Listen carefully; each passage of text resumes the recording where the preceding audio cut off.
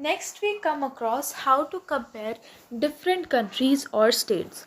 अब आप कहोगे कि कंपेयर करना है तो देख लो जहाँ पे ज़्यादा इंफ्रास्ट्रक्चर वो ज़्यादा डेवलप्ड, या कह लो कि जहाँ पे ज़्यादा पैसा है, जहाँ की इकोनॉमी ज़्यादा अच्छी है वो ज़्यादा developed. But there are certain measures, there are certain जो एक बनाए गए हैं, टर्म्स बनाए गए हैं जिससे हम डिसाइड करेंगे कि कौन सी कंट्री अंडर डेवलप्ड है, कौन सी कंट्री डेवलपिंग है और कौन सी country develop. You might ask, if the development mean different things, how could some countries are generally called developed and others underdeveloped? Before we come to this question, let us consider another question. When we compare different things, they could have similarities as well as differences. And which aspects do we use to compare them? Let us look at the students in the class itself. अब अगर कोई आपको कहे कि अपने class के बच्चों को कंपेयर करो, तो the first major question is कि आप उन्हें कंपेयर किस बेसिस पे करोगे. हाइट पे, हेल्थ पे, टैलेंट पे, इंटरेस्ट पे, मार्क्स पे, क्या. अब जैसे हेल्थीएस्ट स्टूडेंट होगा तो स्टूडियस नहीं होगा, इंटेलिजेंट होगा तो फ्रेंडलीस्ट नहीं होगा. तो there are certain factors which are really different, जो उनमें कंट्रास्टिंग हो सकते हैं. तो इसलिए अब we don't know how to compare students, तो there is a particular criteria that we use for comparison. जैसे कि अगर स्पोर्ट्स टीम बनानी है तो उसके लिए अलग क्राइटेरिया है, बच्चे को फिट होना चाहिए. कोई डिबेट टीम बनानी है तो बच्चे की स्पीकिंग स्किल्स अच्छी होनी चाहिए. म्यूज़िक टीम में गाने बजाने का अच्छा होना चाहिए. Team to organise a picnic, leadership अच्छी होनी चाहिए. अब यहाँ पे क्राइटेरिया डिवाइड हो गए.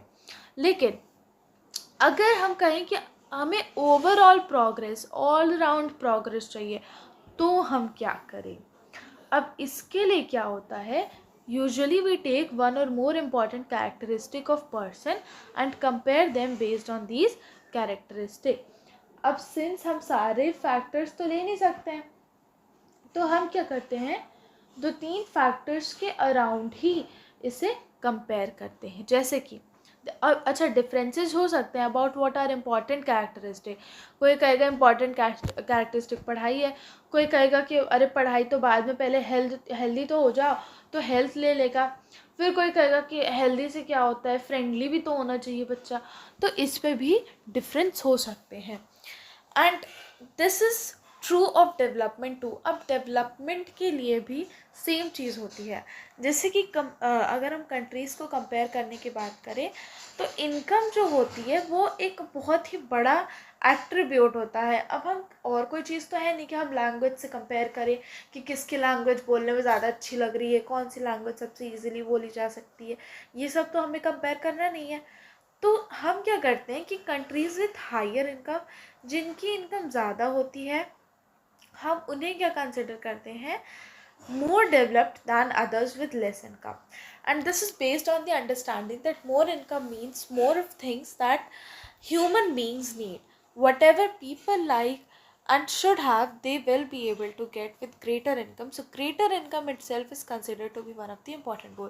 मतलब अगर हम अलग अलग दाल चावल, कहाँ के दाल ज़्यादा है, कहाँ चावल ज़्यादा है, ये सब नहीं करेंगे. अगर आपके पास इनकम है, जहाँ पे ज़्यादा इनकम है, ऑफ कोर्स वहीं पे ही ज़्यादा चीज़ें लोग अफोर्ड कर पाएंगे, अपनी नीड्स को पूरा कर पाएंगे. तो इसीलिए income is itself considered as an important goal. Know what is the income of a country. अब इनकम क्या, हम सबकी इनकम लेके जोड़ दें, ये होगा. So intuitively, the income of the country is the income of all the residents of the country. This gives us the total income of the country.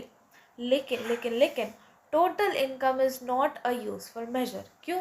अब जैसे मान लो मेरे पास थे 40 रुपीज़ और मेरी फ्रेंड के पास थे 10 रुपीज़. हमने कह दिया हमारे देश की तो इनकम है 50 रुपीज़. अब वहीं दूसरी कंट्री देख लो, मान लो कोई दूसरी क्लास वाला बच्चा है, उसमें 2 लड़कियां थी, दोनों के पास 25 रुपीज़ थे.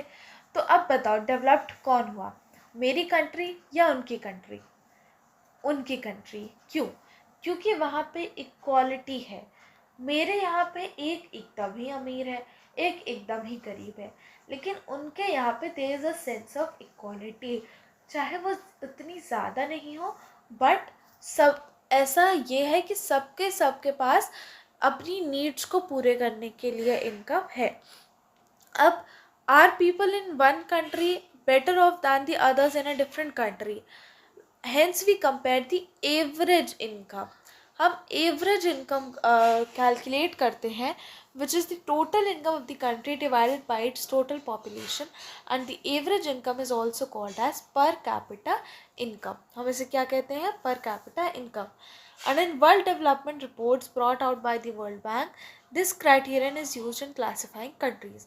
अब यहाँ पे कुछ क्राइटेरिया दिया है कि जैसे हाई इनकम कौन सी होती है, लो इनकम कौन सी होती है, लो मिडिल कौन सी होती है, ये सब अलग अलग कंट्रीज़ हैं और कुछ